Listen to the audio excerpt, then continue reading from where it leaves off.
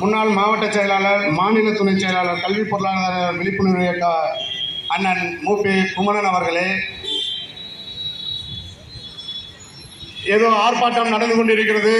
ஏதோ ஒரு கட்சி பண்ணுது, அப்படியே கடந்து போயிட்டு இருக்கிற பொதுமக்களே, கடைக்காரர்களே, காவல்துறை நண்பர்களே, பத்திரிகையாளர்களே, இந்த கண்டன ஆர்ப்பாட்டத்தை ஆட்சியாளர்களுக்கு எதிராக,